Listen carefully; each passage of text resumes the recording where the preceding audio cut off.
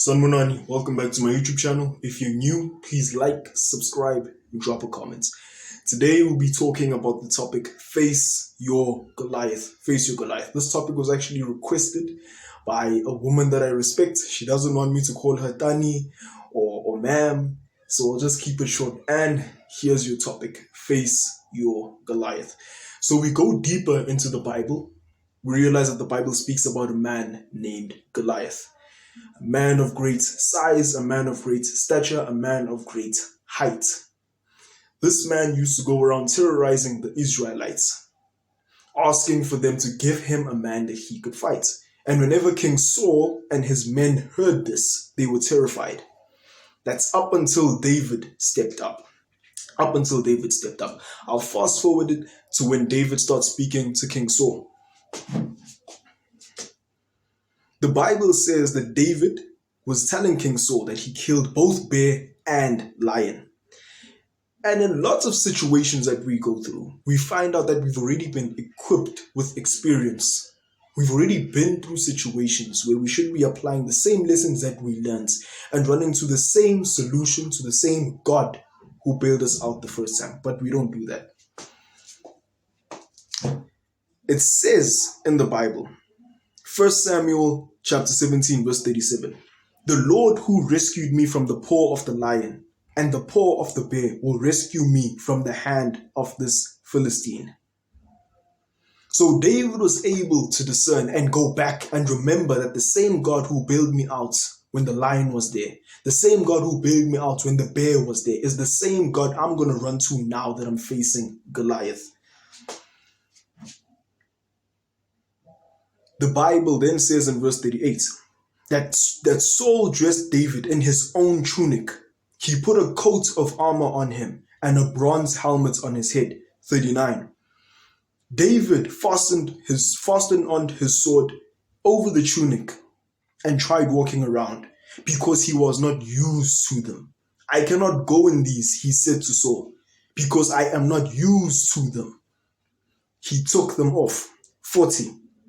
Then he took a staff in his hand, chose 5 smooth stones from the stream, put them in the pouch of his shepherd's bag, and, with his sling in his hand, approached the Philistine. Keep in mind that he took something that he was used to. But today we don't do that. Today, when you encounter a Goliath in your life, you forget that the same God who was there when there was a bear, the same God who was there when there was a lion, we completely forget that that's the same God who armored us, who equipped us to face the Goliath that we're facing right now. We go back into the Bible, back to the bear, God was there. God to the lion, back to the lion, God was there. So with the Goliath that you're facing right now, God will be there. God will be there. He will be there. He will be there.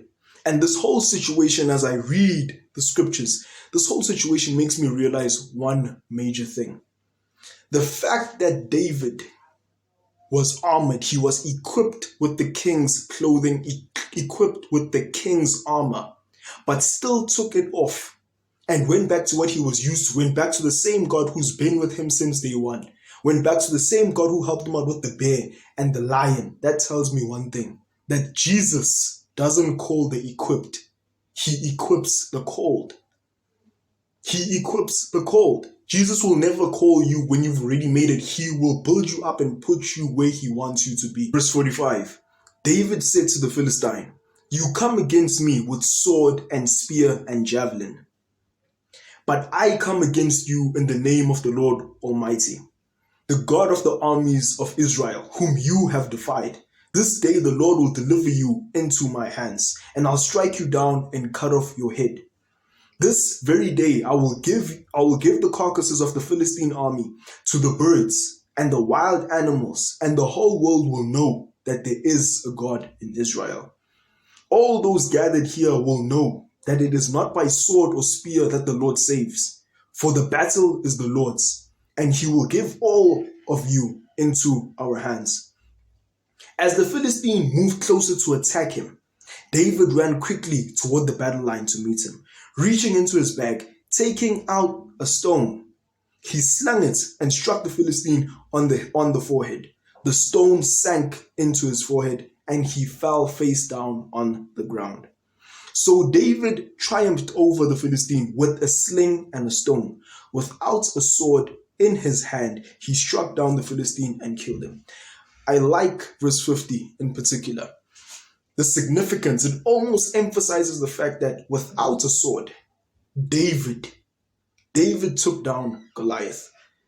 It almost blows out of proportion, almost exaggerates the problems that we go through in life, making it seem that the problems that we go through in life, that the Goliaths that we face in life, can be taken out by merely a sling and a stone. Making it seem so simple to defeat or overcome whatever you're going through. And when you think about it, when you think about how God pulls through last minute, how everything comes together perfectly in the end with his timing and everything according to his will, how everything just normally works out at the end. It's like you can ask yourself, well, how? Ganjani. And such, this was all that you had to do. So simple. The solution seems so simple, yet it's so significant because God was there. As long as you call on God in your problem with your Goliath, then just use a sling and a stone. Don't overcomplicate it. Don't overcomplicate it. Merely a sling and a stone. Because God was there. He went back to the same God who was there with him, with the lion, the bear. Now that you're facing flesh and blood, go back to the same God. Go back to the same God who helped you before. Go back to the same God. Don't overcomplicate things. If there's a Goliath in front of you, then there's a David inside of you. My name is Sibongumusa Simelane, and this is King's Conference.